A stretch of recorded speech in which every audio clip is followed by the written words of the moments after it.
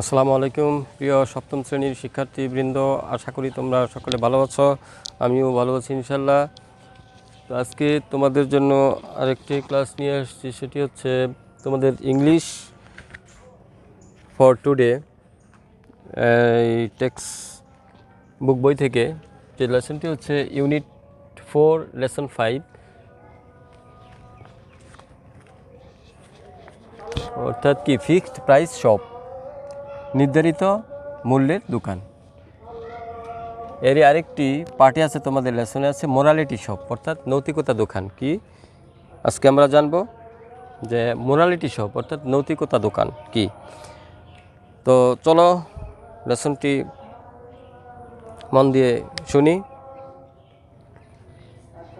Shahana, today I am going to tell you about a new kind of shop. যে আজকে I am going to tell you, আমি about a new kind of shop, একটি নতুন ধরনের দোকান সম্পর্কে বলবো। Where there will be no shopkeeper, যেখানে কোনো দোকানদার থাকবে না। The price of each item or thing will be written on a small piece of paper. The price of each item, যে কি প্রত্যেকটা সামগ্রীর মূল্য কি উইল বি রিটেন লেখা থাকবে on a small piece of paper, যে একটি কাগজের টুকরার মধ্যে লেখা থাকবে। This price tag will be attached, এই মূল্যটি সামগ্রীর সাথে কি attach to the item or items, কি সামগ্রীর সাথে সংযুক্ত থাকবে। You will pick an item, যে তুমি যে কোনো একটি জিনিস কি সামগ্রী তুলবে, হ্যাঁ, যা তোমার ইচ্ছা, ইউ লাইক, পছন্দ মতো। লুক এট দ্য প্রাইস, কি মূল্য দেখতে পারবে। And put the money in the box kept there, কি বক্সে কি টাকা রাখতে পারবে সেখানে আর কি। And the thing is now yours, কি এখন জিনিসটি কি তোমার। The student are not clear about this kind of shop, যে ছাত্রছাত্রীরা are not clear about this shop kind of shop, এই ধরনের দোকান সম্পর্কে কিন্তু তোমরা মূলতই পরিচিত না। দে নো দ্যাট শপ, কি তারা জানে যে shop always has a shopkeeper, যে প্রত্যেকটা দোকানে কি আমরা জানি যে দোকানদার কিন্তু থাকে। সো দে আর কনফিউজড, কি অতএব তারা কি দ্বিধার মধ্যে থাকে।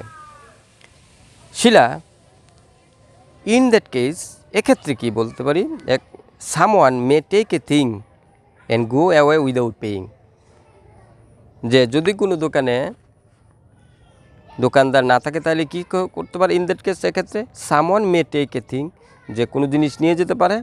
And go away without paying, কি কোনো প্রকার মূল্য না দিয়ে। Shahana, nobody will do it, যে nobody will do it, কেউ এটা করবে না। ইফ এনিবডি ডাজ, যদি কেউ করে, ইট উইল বি স্টিলিং, এটা কী হবে, স্টিল মানে চুরি করার, এটা হবে চুরি। Ratul, who will see them stealing, তাহলে এই চুরিটা কে দেখতে পারবে। শাহানা, কনসান্স, যে এই চুরিটা কি বিবেক, কনসান্স মানে বিবেক।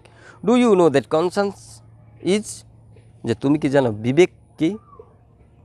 ওকে, ঠিক আছে। There is something in your mind called conscience, যে there is something in your mind, তোমার মনে কিছু একটা আছে, কোল্ড কনসার্ন, যাকে কি বলে, বিবেক বলে। It tells you whether your action are right or wrong. It tells, এটা বলে যে কোন কাজটি সঠিক এবং কোন কাজটি ভুল। Is stealing A right thing or a wrong thing, এই চুরিটা বলে দেয় কি কোনটা সঠিক কাজ, কোনটা কি ভুল কাজ।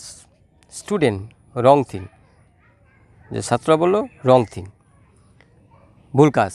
Shahana, then your conscious will tell you, তারপর ইউর কনসাস, তোমার বিবেক বলে তোমাকে, this is a wrong thing, কি, এটা ভুল কাজ। স্টুডেন্ট, রং থিং, যে ছাত্র বললো রং থিং, ভুল কাজ। Shahana, then your conscious will tell you, তারপর ইউর কনসাস তোমাকে, this is a wrong thing, কি, তাহলে কি this is a wrong thing, এটা হচ্ছে ভুল কাজ। You must not do it, অতএব কি তুমি এটা কখনো করবে না। যে কোনো দোকানদার নাই, কি তুমি সে দোকান থেকে তুমি পণ্য কিনলে, তুমি কি টাকা না দিয়ে চলে যাওয়াটা কি, এটাকে কি তুমি স্টিলিং মনে করতেছো, চুরি মনে করতেছো। এই যে তোমার চুরি মনে করাটা, এটাই হচ্ছে কি বিবেক, কনসার্স যাকে বলি আমরা। তো তোমার বিবেক এটা বলতেছে যে আমি যে টাকা না দিয়ে যাচ্ছি, তোমার বিবেক কিন্তু বলতেছে যে এটা একটা চুরি। এই যে এটাই হচ্ছে কি, এই যে তোমার মনে নাড়া দিল যেটা চুরি, এটাই কি কনসার্স অর্থাৎ বিবেক। You must not do it, যে এটা অবশ্যই করবে না। If you steal or do a bad thing, যে ইফ ইউ স্টিল যদি তুমি চুরি করো, or do a bad thing খারাপ কাজ করো, ইউর কনসার্স তোমার বিবেক will prick you and trouble you, যে তোমার বিবেক কি ট্রাবল ইউ তোমাকে কষ্ট দেবে বা পীড়া দিবে আর কি। অ্যান্ড ইউ উইল নেভার, এবং ইউ উইল নেভার তুমি কখনোই কি have your peace of mind, তুমি কি মনে কখনোই শান্তি পাবে না।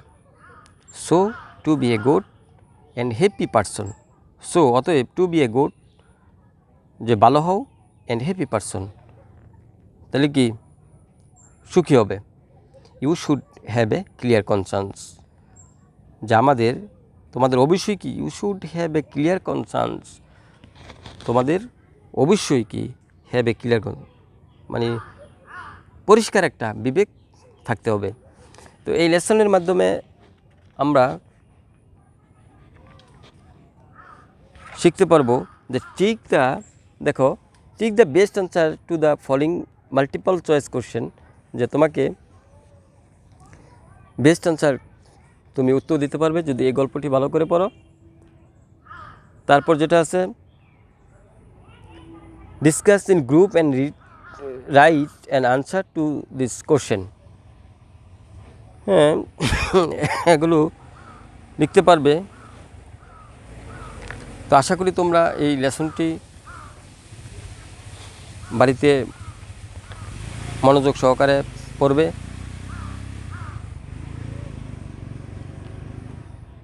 আর তোমরা এই করোনার প্রেক্ষাপটে সবসময় সতর্ক থাকবে।